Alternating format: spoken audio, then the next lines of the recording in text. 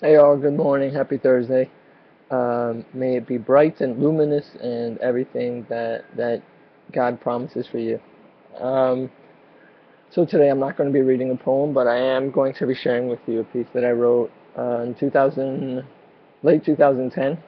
Um, it's pretty self-explanatory. I'm just going to read through it, and hopefully I won't get cut off. I don't think it should be too bad, but we'll see.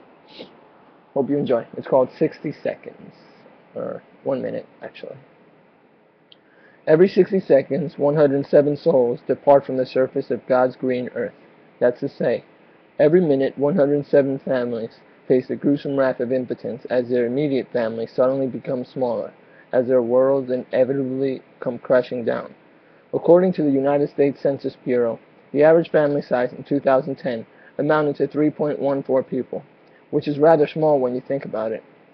So in essence, and generally speaking, of these 107 families that may or may not have had the opportunity to say goodbye, census reports that there are two parents and give or take one child.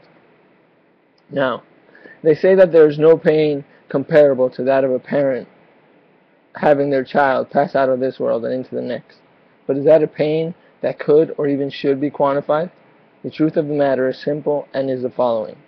No comparison is needed. Look at the time. In 1 minute, there will be 107 voids left in 107 families. 1 minute.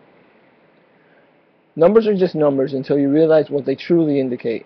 These figures represent the complete and utter destruction of a substantial amount of people in such a brief period of time. All in all, the data supplied by the latest census sounds nothing short of a multi-ethnic genocide. But is it really?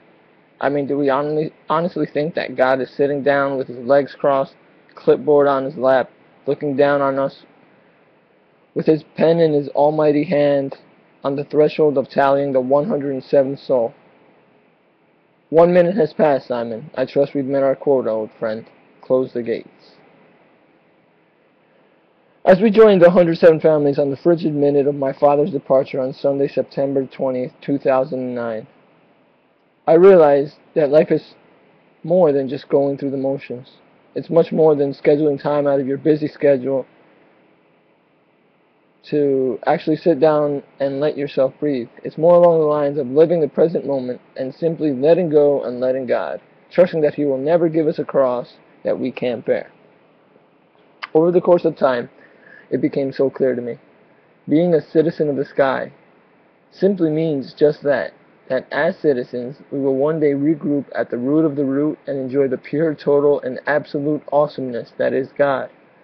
I can't speak for the 106 families that were encompassed with ours before noon on that cloudy Sunday, but as unified as we stand right now, we face a whole new chapter of this transitional life. In my almost 23 years of existence, I've come to the conclusion that life is not as simple as we would like it to be. I used to ask myself, is there a sole objective to be attained in order to harness and fully embrace life on earth? To be admitted to God's kingdom? Where do I go next? And quite frankly, how do I get there? Have I been living this life to my fullest capacity? If not, how can I change that? Answering these questions would take well over a minute. So more importantly, where does that leave the thousands of broken-hearted?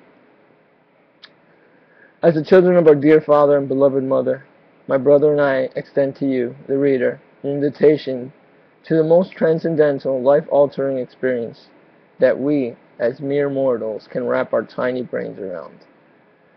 Through personal experience, I have grown to realize that this epiphany is often sought in misguided places, leading to an even bigger disillusion when we realize that it's not where we hoped it would be. The answer lies in him. Yes, he is the root of this invitation.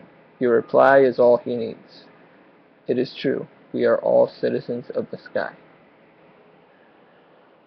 So that was the piece, and I hope you liked it. I hope you enjoyed, and if you felt identified with it, I'd love to hear about it, and I hope you're doing well. I hope that this day smiles upon you and yours, and wherever you find yourself, you are effectively surrounded in a big cloud of peace and love. So that being said, thanks for tuning in. All the best always, and I pray for you. And yeah, take care. Ciao.